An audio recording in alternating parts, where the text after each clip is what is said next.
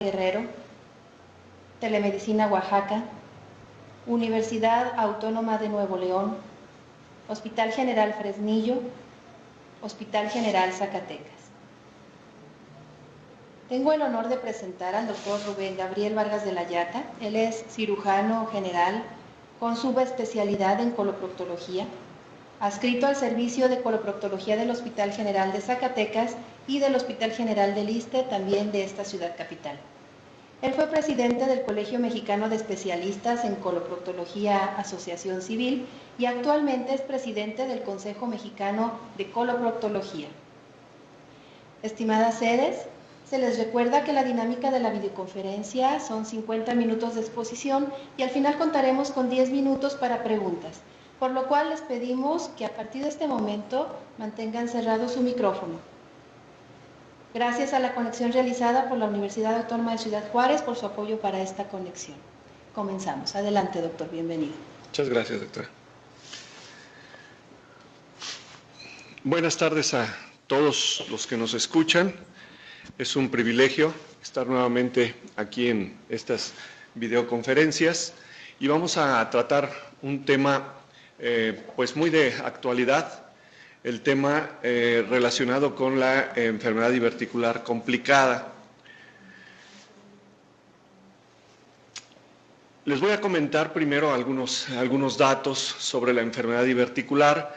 Esta es una enfermedad que se descubre o que se describe muy recientemente, a finales del siglo XIX.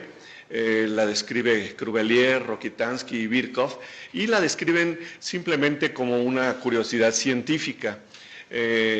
Sin embargo, el diagnóstico de esta enfermedad se ha documentado en forma de un aumento alarmante, tanto en incidencia como complicaciones a partir del siglo XX, de tal forma que en la actualidad la consideramos una enfermedad de nuestro siglo. Es una enfermedad pues, frecuente. La aparición de divertículos en el colon vemos que aumenta con la edad, 5% más o menos de la población en general a los 40 años, 60% tendrán ya cuando tengan 60, o tendremos cuando tengamos los 60. De estos, un 10 a un 15% pueden hacer una diverticulitis. De estos que presentan una diverticulitis, 20% pueden requerir en algún momento dado hospitalización, y de estos, del 10 al 20% pueden requerir una cirugía de urgencia y presentarán del 20 al 60% una peritonitis fecal. Esta sería más o menos también la patogenia de la enfermedad. Otro dato interesante es que se asocia con 1/3 de todas las colostomías y de todas las resecciones de colon que hacemos los cirujanos. Tenemos algunas variedades clínicas de este problema. Uno es el que denominamos nosotros diverticulosis. Es el más difícil de realizar. Una de las sedes que acaba de entrar, por favor, apague su micrófono. Gracias. Gracias. Una de las entidades que nosotros conocemos es la que se denomina diverticulosis y le llamamos así a la presencia de divertículos sin enfermedad. Cualquier paciente que en un colon por enema se le encuentre como hallazgo algunos divertículos, hablamos de que tiene diverticulosis, pero que no tiene problema, no tiene síntomas, no tiene enfermedad. Ya cuando hablamos nosotros de enfermedad diverticular es porque tiene alguna complicación, y de estas nosotros denominamos diverticulitis no complicada cuando está únicamente inflamado el divertículo, y hablamos de diverticulitis complicada cuando ya sucede alguno de estos eventos como son obstrucción, absceso, perforación o fístula. En una entidad clínica separada vendría lo de la hemorragia del divertículo, que en esta plática que vamos a dar ahora no lo vamos a mencionar porque es toda una fisiología y fisiopatogenia totalmente distinta. Vamos a hablar pues de la diverticulosis. Aquí vemos en esta diapositiva que la historia natural nos dice que el 75% van a ser asintomáticos. Si nosotros hacemos un colon por enema a una población abierta, bueno, vamos a encontrar que a los 60 años la mitad van a tener divertículos, pero van a estar totalmente asintomáticos. De estos, un 25% va a evolucionar a una diverticulitis y un 15% se asocia con sangrado. Cuando ya se inflama el divertículo, entonces nosotros hablamos ya de diverticulitis y decimos que puede ser un cambio inflamatorio desde una inflamación local subclínica hasta una peritonitis generalizada que tenga perforación. Todo esto nosotros lo denominamos como diverticulitis. El 75% de las diverticulitis van a ser simples, o sea, sin complicaciones, y el 25% le vamos a llamar diverticulitis complicada, con abscesos, con fístulas, con obstrucción, con peritonitis o con sepsis. ¿Cómo hacemos el diagnóstico clínico de la diverticulitis? Hay que recordar que se menciona que el cuadro clínico es el de una apendicitis del lado izquierdo. Los datos son muy parecidos a los de la apendicitis, pero en el otro lado. Dolor en el cuadrante inferior izquierdo, que puede ser de horas o días, puede haber fiebre, estreñimiento, distensión, náusea, vómito, obviamente leucocitosis por la sepsis, se puede palpar una tumoración abdominal, puede haber datos de irritación peritoneal, sobre todo si ya está perforado, y puede haber en algunos casos síntomas urinarios por la vecindad con el uretero, y el diagnóstico clínico puede ser incorrecto en un 33% de las ocasiones. Radiológicamente, una radiografía de tórax puede ser importante, pero únicamente en caso de que ya esté perforado, porque entonces el neumoperitoneo nos hablará ya de dicha complicación, y esto lo podemos ver en el 11% de las veces. Una radiografía abdominal simple puede ser anormal en el 30 al 50% de las veces, y lo que vamos a poder ver es dilatación de asas de delgado, de grueso y sobre todo de ilion. Puede haber datos de obstrucción intestinal o puede haber opacidades en las partes blandas que nos sugieran la presencia de absceso.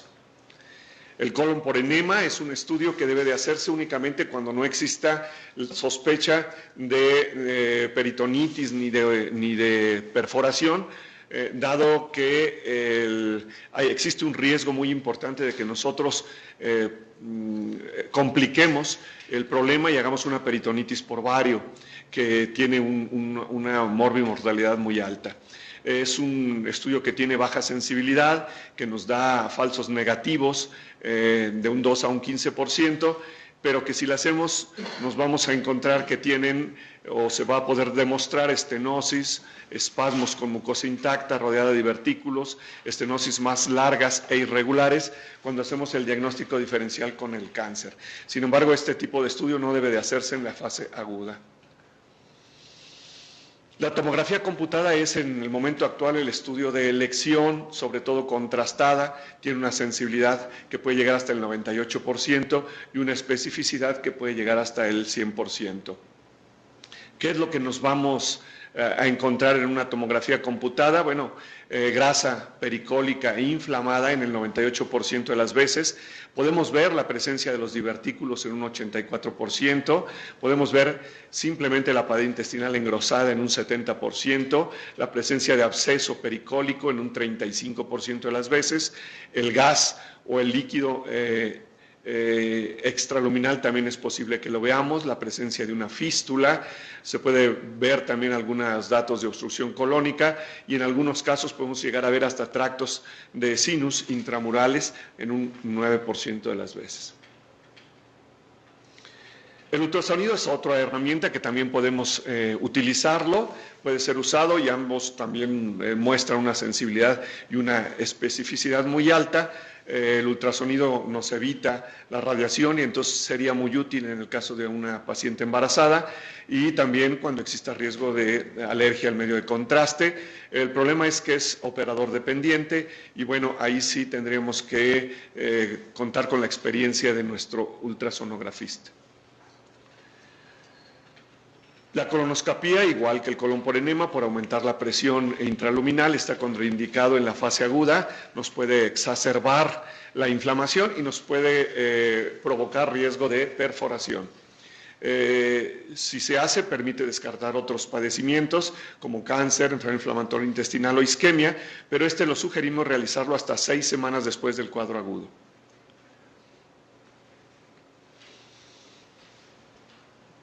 Respecto al tratamiento, bueno, el tratamiento quirúrgico rara vez está indicado cuando existe una diverticulitis aguda no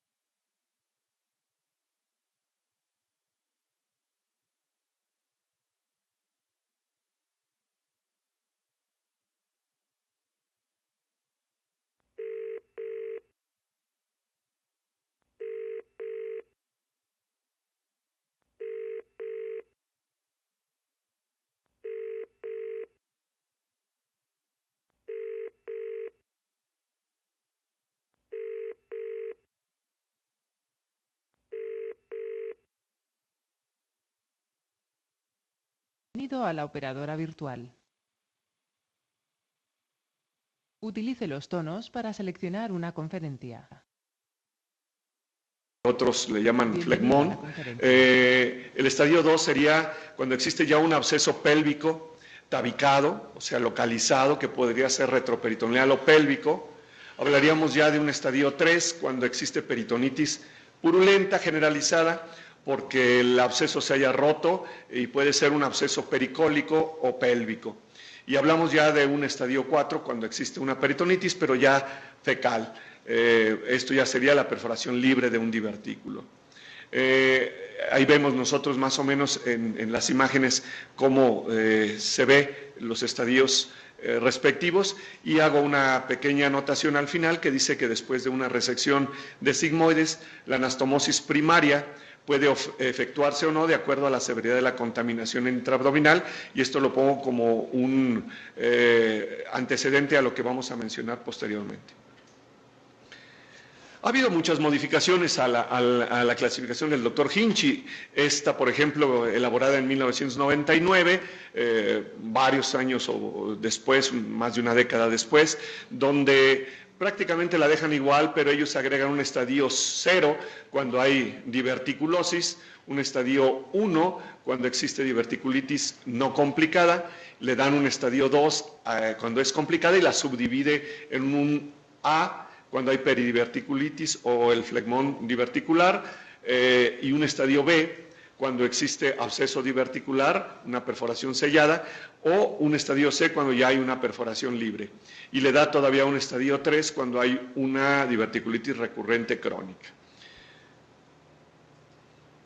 Esta clasificación sí es muy útil en la actualidad, la hizo el doctor Ambrosetti en el año 2000, y esta nos ayuda desde el punto de vista tomográfico, y entonces nos la divide en una diverticulitis moderada cuando vemos por tomografía engrosamiento de la pared a más de 5 milímetros e inflamación de grasa pericolónica, y hablamos ya de que sea un problema severo cuando vemos ya la presencia de absceso de aire extraluminal o medio de contraste extraluminal. Hablando ya de la diverticulitis complicada y comenzando por el absceso, nosotros tendríamos que decir que un 15% de las diverticulitis agudas pueden presentar absceso. Esto hablaríamos ya prácticamente de un Hinchey 2 para arriba. Los menores de 3 centímetros se resuelven generalmente con tratamiento médico. El diagnóstico tomográfico y el drenaje percutáneo de abscesos, ya sea por tomografía o por ultrasonido, a los que son un poco mayores de 3 centímetros, más antibióticos, es una opción efectiva, mínimamente invasiva y que puede dar un éxito de 70 a 90% de las veces y que puede reducir la mortalidad y la posibilidad de un posible estoma. Obviamente necesitamos de un radiólogo intervencionista que sea experto en hacer este tipo de drenajes. Drenado el absceso y mejorada la sepsis, se puede efectuar la cirugía después en un solo tiempo. Hacer el drenaje como único tratamiento no es muy bien visto, solamente es aceptable con casos de malignidad extracolónica o cuando exista una gran comorbilidad. Cuando existe perforación, y estamos hablando ya de un Hinchi 3 o un Hinchi 4, este es poco frecuente, pero tiene una alta mortalidad, hasta de un 35%. Esta sí requiere cirugía de urgencia y hay que tener mucho cuidado en el paciente que está inmunosuprimido o inmunodeprimido, porque ellos, su evolución generalmente es muy grave. En el caso de obstrucción, la obstrucción del colon completa es rara. Ocupa apenas un 10% de todas las obstrucciones del intestino grueso y se asocia sobre todo a cronicidad, a recurrencia y bueno, en estos casos siempre hay que tratar de diferenciar con una neoplasia. La obstrucción parcial es un poco más frecuente y se debe principalmente a edema, a espasmo del intestino, a cambios inflamatorios, a la misma diverticulitis o a la presencia de algún absceso que comprima las vísceras. El tratamiento quirúrgico de urgencia está indicado, 80% de la cirugía urgente ocurre en el primer ataque que el paciente ha tenido de diverticulitis. Se debe de realizar cuando existe un deterioro clínico o ausencia de mejoría después de haber realizado el manejo conservador. Cuando francamente existe perforación libre con peritonitis, cuando existen datos francos de obstrucción o cuando hay un absceso que no tiene posibilidades de drenaje percutáneo. De las alternativas que tenemos nosotros para el manejo de estos pacientes, hablaremos primero de la operación de Mayo, esta operación descrita desde 1907 por el doctor James William Mayo y que se denomina cirugía de 3 tiempos. Entonces, en este caso, lo que el doctor Mayo recomendaba era hacer una colostomía de transverso, esperar a que el proceso séptico mejorara, después entrar en un segundo tiempo a quitar el sigmoide, en este caso afectado, hacer la anastomosis y en un tercer tiempo cerrar la colostomía. Durante muchos años esta fue una buena opción. Obviamente por 3 cirugías la morbilidad y la mortalidad, bueno, eran altas, no solo en la cirugía de inicio, sino en la evolución posterior del paciente y de sus siguientes cirugías. El doctor Harman, unos años después, 20 años después, describe la operación que lleva su nombre, que la denominamos como operación de Harman. La operación de Harman, del doctor Henry Harman, la describe él principalmente para cáncer de colopélvico, pero después se fue utilizando también para la enfermedad diverticular, sobre todo de sigmoide. Y fue el estándar de oro en Estados Unidos y en el Reino Unido en los 70s y en los 80s y todavía hasta la fecha la seguimos utilizando en algunos casos seleccionados. Es un procedimiento de 2 tiempos. En el primero se hace la resección del colon sigmoide, se cierra el muñón rectal y se hace una colostomía derivativa del sigmoide y en un segundo tiempo hacemos ya el cierre de la colostomía. Tiene morbilidad alta por las complicaciones del estoma y después complicaciones por el mismo cierre del estoma.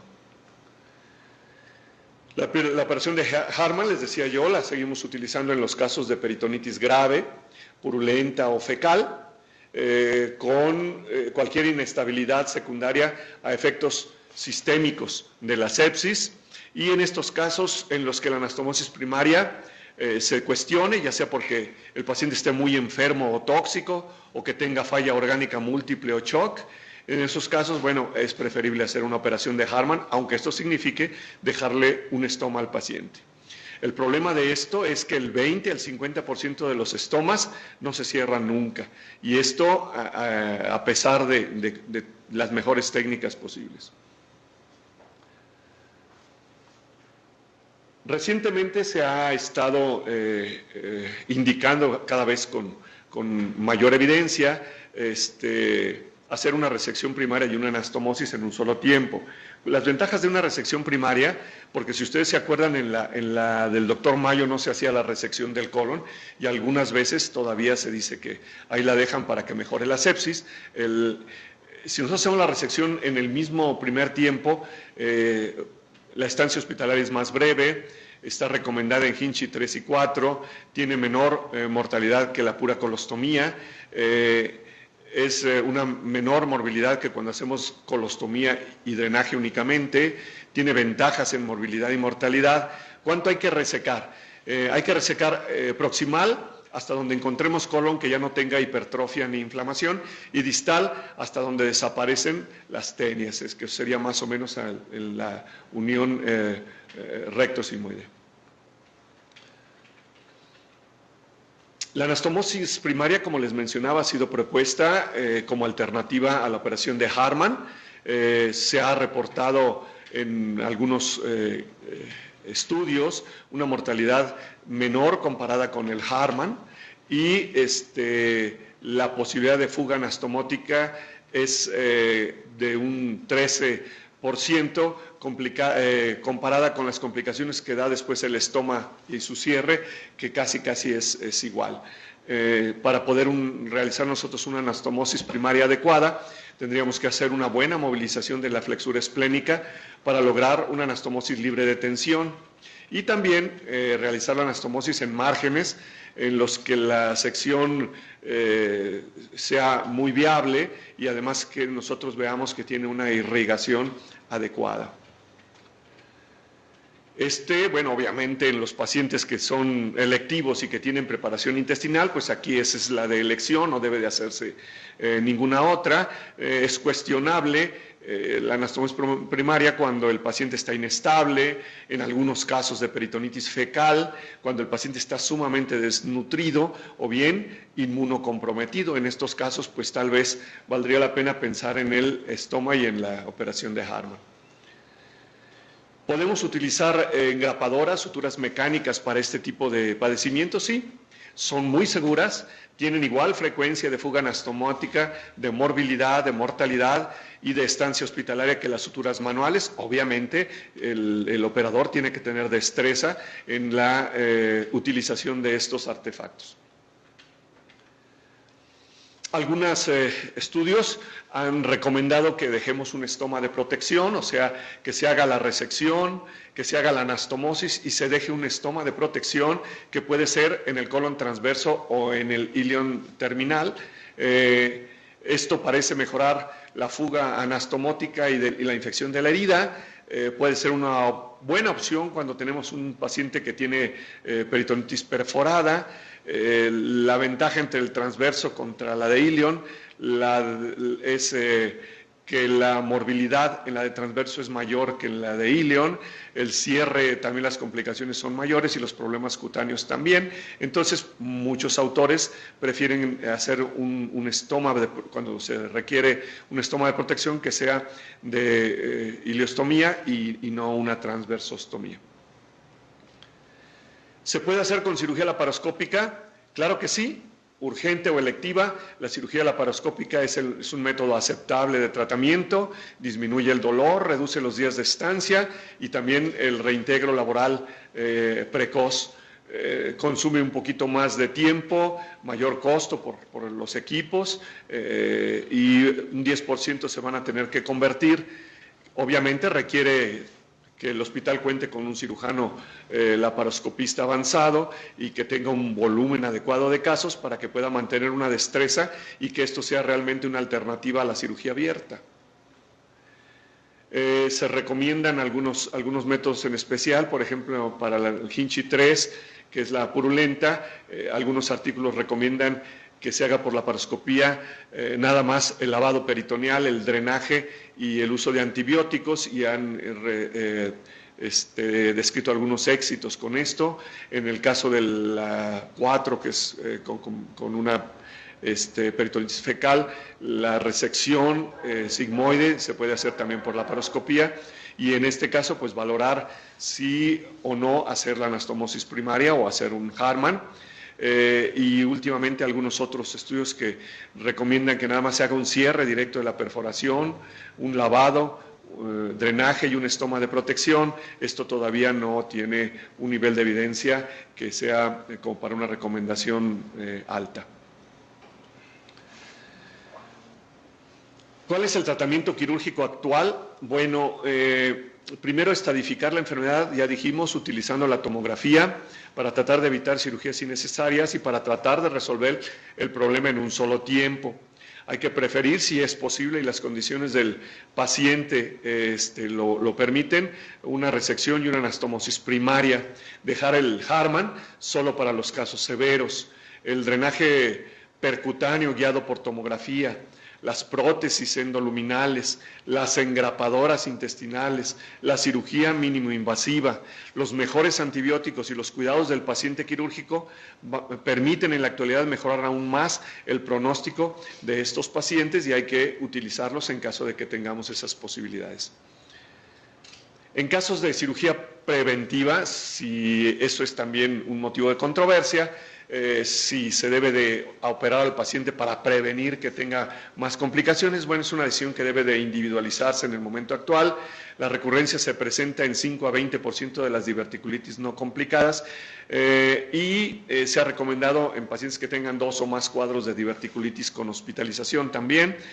También se ha recomendado posterior a diverticulitis complicada manejada médicamente, o en diverticulitis que se asociaron a fuga de medio de contraste, síntomas obstructivos o incapacidad de hacer una diferenciación entre diverticulitis o cáncer. Aquí pues ahí sí está indicado y valdría la pena hacer una cirugía de tipo preventiva. Esta se recomienda realizarla 6 a 8 semanas después del cuadro agudo, cuando ya se encuentre la cavidad peritoneal libre de inflamación. Como les decía, esto es controversial. El paciente con diverticulitis no complicada puede ser manejado médicamente también en episodios recurrentes de la misma manera y puede evolucionar bien. La cirugía se reserva para diverticulitis complicada y en forma electiva para los que han tenido 2 o más episodios determinadas por clínica y por tomografía en algunos de los reportes, y puede hacerse abierta o laparoscópica, pero si existe el personal y el instrumental necesario, hay que preferir hacerlo por vía laparoscópica.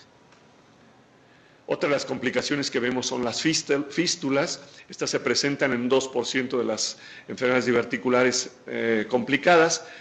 Son generalmente secundarias a un absceso y pueden tener hasta trayectos múltiples en un 8% de los casos. Son más frecuentes en hombres que en mujeres. Puede haber antecedentes de cirugía abdominal, y también la presencia de pacientes inmunocomprometidos nos favorece más la presencia de fístulas. Las más frecuentes, las colovesicales en un 65%, y las colovaginales, entre las dos prácticamente nos dan la mayoría de las fístulas, aunque también encontramos algunas fístulas hacia piel, hacia el mismo intestino o hacia el útero en la frecuencia que mencionamos.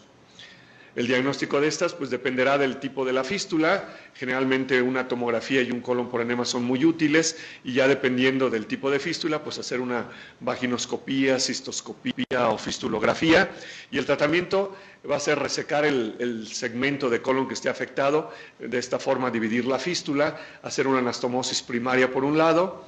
En el caso de la vagina se dice que no es necesario hacer la reparación vaginal. En el caso de la vejiga sí hay que hacer la reparación en la vejiga y dejar el catéter por 1 o 2 semanas. Bien, esto es lo que les quería yo comentar el día de hoy. Estas serían algunas conclusiones. Más vale que de una vez tomemos mucha fibra para prevenir y no tener luego que lamentar no solo la enfermedad diverticular no complicada, sino las complicaciones graves de la diverticulitis. Muchas gracias.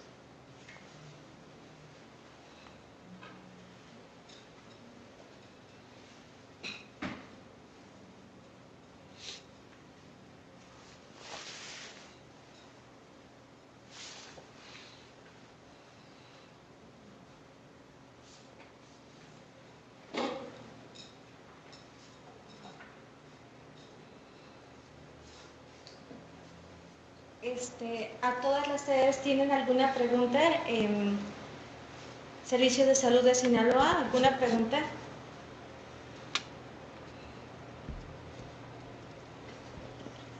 Hospital General de Mazatlán.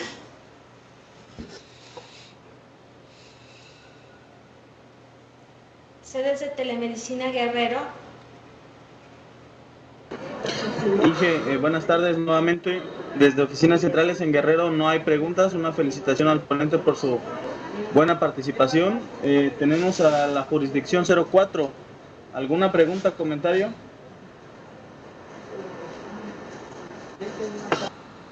No tenemos ninguna, nada más felicitar al ponente, muy buena ponencia y gracias.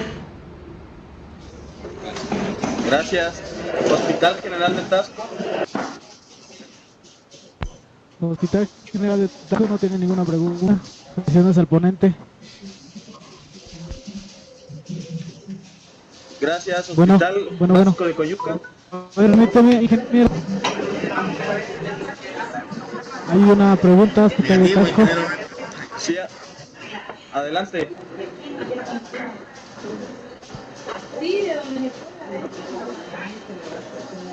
Sí, adelante la pregunta.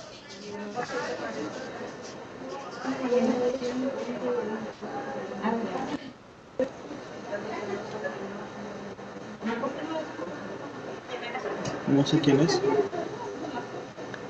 No.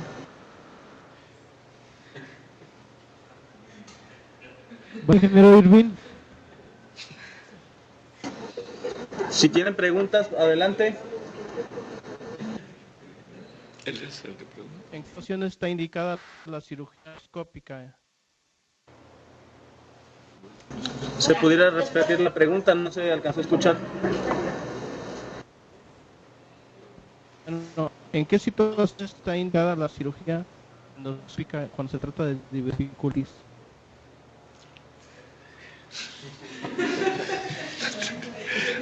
No se escucha bien. Sabe que no se escucha bien. Ingeniero, no sé si nos pudiera usted repetir la pregunta. ¿En qué situaciones no se alcanzó a escuchar bien? Está indicada cirugía endoscópica?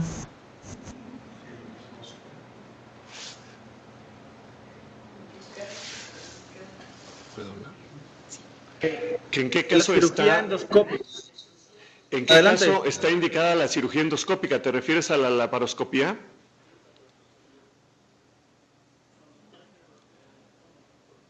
Se realiza por medio a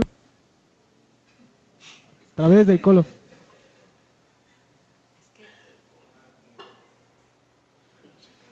Cirugía endoscópica a través del colon, pues solamente a veces se utiliza, por ejemplo, para el sangrado diverticular, pero en peritonitis o en diverticulitis no complicada, habíamos mencionado que está contraindicado hacer una colonoscopia.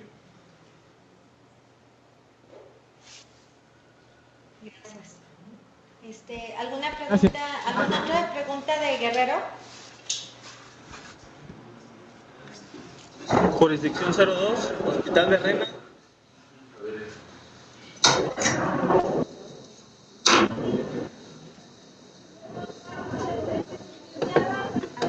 Jurisdicción 02, Hospital de Rena. Queremos solicitar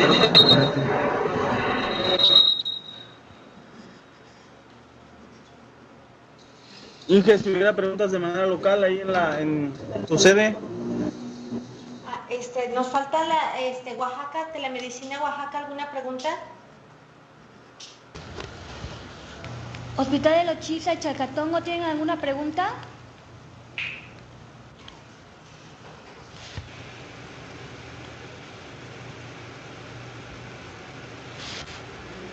Hospital de Lochiza, Juquila y Chalcatongo, ¿tienen alguna pregunta con el tema? Ninguna pregunta. Ninguna pregunta, una felicitación para el doctor, muy buena ponencia. Igual aquí Telemedicina, buena ponencia, que tenga buen día. Gracias. Pues ¿de aquí alguna pregunta?